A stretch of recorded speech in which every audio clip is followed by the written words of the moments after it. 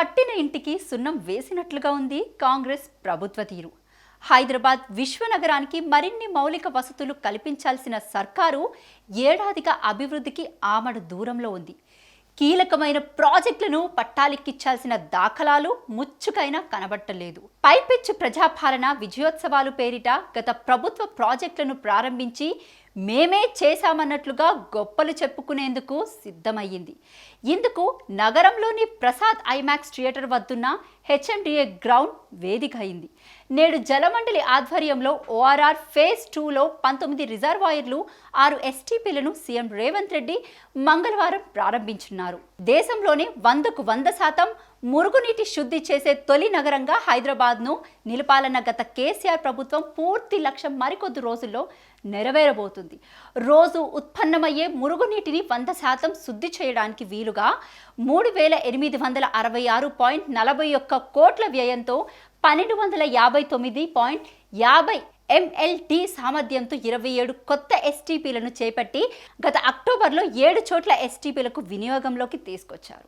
ఈ క్రమంలో 6 ప్రాంతాల్లో నాగోల్, ఫతేనగర్, మీరాలం, కాజాకుంట, మియాపూర్, పటేల్ చెరువు, సఫీర్గూడ ప్రాంతాల్లో చేపట్టిన ఎస్టీపీలు పనులను పూర్తి చేసుకొని ట్రయల్ రన్ వరకు తీసుకొచ్చారు. తుది మెరుగులు దిద్దిన ప్రభుత్వం ఈ 6 చోట్ల ఎస్టీపీలను అందుబాటులోకి తీసుకొస్తున్నారు. ఇప్పటికే నల్ల చెరువు వద్ద పెద్ద చెరువు ఎస్టీపీలను ప్రారంభించి తమ ఖాతాలో వేసుకున్న కాంగ్రెస్ తాజాగా 6 ఎస్టీపీలను మా ప్రభుత్వమే అందుబాటులోకి తెచ్చిందని చెప్పుకుంటున్నారు. హైదరాబాద్ మహానగరాన్ని ఒక విశ్వనగరంగా తీర్చిదిద్దాలని దృఢ సంకల్పంతో తెలంగాణ తొలి సీఎం కేసీఆర్ నేతృత్వంలో జీహెచ్ఎంసీలో ప్రతిరోజు ఉత్పత్తి అయ్యే 20 కోట్ల లీటర్ల మురుగునీటిని సంపూర్ణంగా శుద్ధి చేయాలనే ఉద్దేశంతో 3,866,000 కోట్లతో 27 ఎస్టీపీలను కేసీఆర్ ప్రభుత్వం శ్రీకారం చుట్టింది. వచ్చే 3 నెలల్లోగా మిగిలిన ఎస్టీపీలను అందుబాటులోకి రావడం ద్వారా దక్షిణ ఆసియాలోనే 100% సీవరేజ్ ట్రీట్మెంట్ చేసే ఏకైక నగరంగా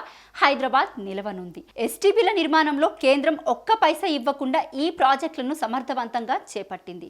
ప్రజాపాలన విజయోత్సవాల సందర్భంగా ముఖ్యమంత్రి రేవంత్ రెడ్డి మంగళవారం హెచ్టీసీ ప్రాజెక్టులను శంకుస్థాపన చేయనున్నారు. 3,500 కోట్లు రెయిన్ వాటర్ హోల్డింగ్ స్ట్రక్చర్స్, 12 నిర్మాణాలకు 150 కోట్లతో 283 చోట్ల సుందరీకరణ పనులు ప్రారంభించనున్నారు. వీటితో పాటు ప్రతి సర్కిల్లో శానిటైజేషన్, కార్మికులకు స్క్రీనింగ్, హెల్త్ క్యాంపెయినింగ్లు, ప్రతి సర్కిల్లో 2K రన్, కొన్ని సర్కిల్స్లో ఇందిరా మహిళా శక్తి క్యాంటీన్లు ఏర్పాటు చేయనున్నారు. వరద నివారణ చర్యల్లో భాగంగా GHMC lake view guest house వద్ద నిర్మాణ పనులు, రెయిన్ వాటర్ సంపు పనులను సీఎం రేవంత్ రెడ్డి అధికారులతో కలిసి సోమవారం పరిశీలించారు. ఈ సందర్భంగా వరద నివారణ చర్యలపై అధికారులకు సీఎం రేవంత్ రెడ్డి పలు సూచనలు చేశారు.